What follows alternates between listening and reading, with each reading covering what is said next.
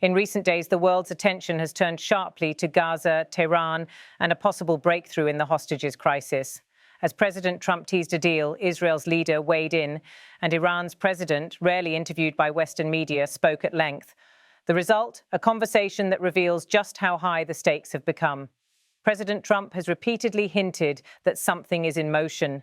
I think it's a deal that will get the hostages back. It's going to be a deal that will end the war. I think we have a deal, he asserted, in comments that have raised expectations, confusion, and skepticism in equal measure.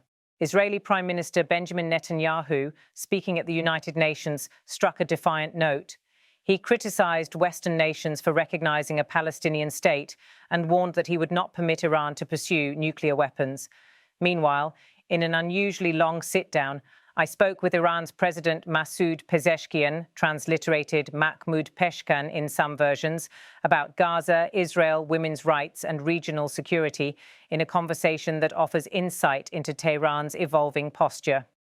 I began with a simple but profound question. Can you imagine a future where Israel and Iran can coexist in peace? He answered thoughtfully. Of course, if anyone were just to focus as the normal human being on its own affairs and put aside apartheid and injustice and unfairness, why not? But the issue is those who are ruling, governing there now, they are committing genocide. Someone who's committing open genocide, someone who accepts and adheres to no internationally accepted frameworks of laws and human rights. He emphasized that Iran has not instigated wars, but is responding to what it sees as ongoing aggression. We are not supposed to attack any countries. We have not been initiators of any aggression against any countries. But Israel at will, they attack anywhere they wish. In turn, he cast doubt on accusations leveled by Israel and by Western intelligence that Iran sponsors proxy attacks across the region. This is the mindset propagated by Israel. Israel says Iran has done this, but no one takes the time to prove that Iran has done this and provide proof. But to say that we instigate terrorism and attacks and aggression, that is untrue. Find the clear participation of an Iranian in any of these terrorist attacks in America, Europe. These are accusations that are easy to throw about, but yet those who are actually committing the crimes are not us. While acknowledging the US intelligence community sees matters differently and that many Americans lost loved ones in proxy attacks, he attempted to draw a distinction between rhetoric and evidence. I asked how his presidency might reshape life for Iranian women, especially given the global focus on freedom movements. He replied that there have been meaningful gains. In Iran today, women enjoy much more freedom. And in our government, in our administration, there are 5 of our sisters who are active members of this top echelon of this administration. We will continue to defend our positions for equal rights for all, including women. But he tempered that with a caveat: progress must respect societal norms and rights should not be imposed unilaterally. Progress doesn't mean that I can do what I wish and impose my will, and also not to pick fights with one another, to impose our wills on one another.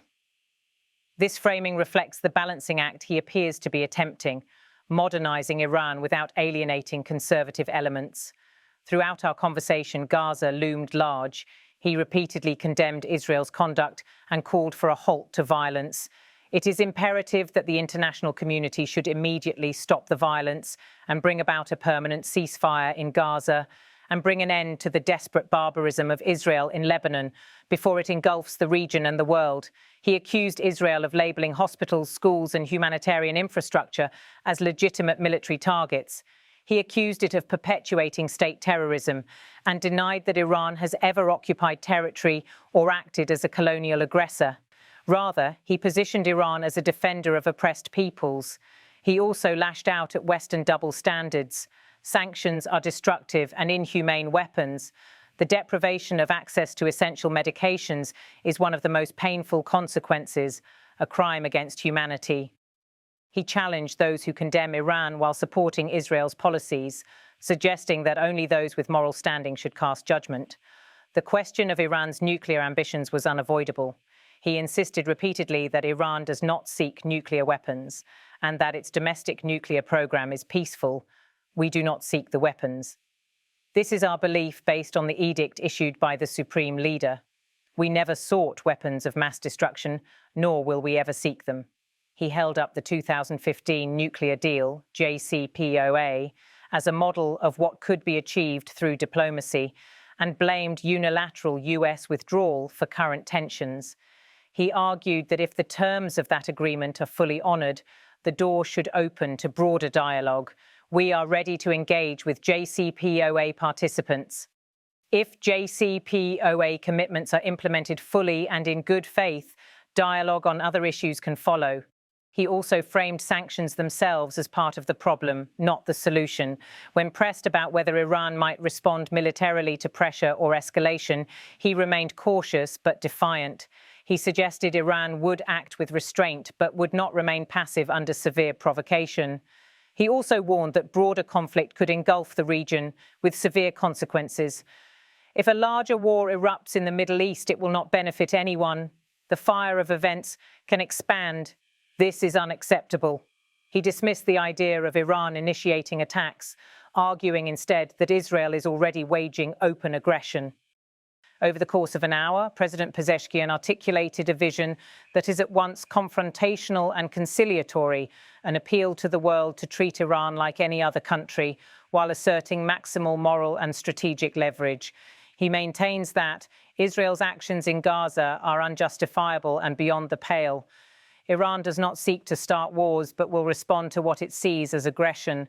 Western criticism is often selective and hypocritical.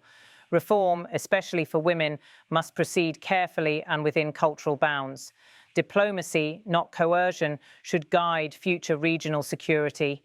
His comments mirror a broader shift in Tehran's messaging, less rhetoric of revolution, more positioning as a state actor seeking legitimacy.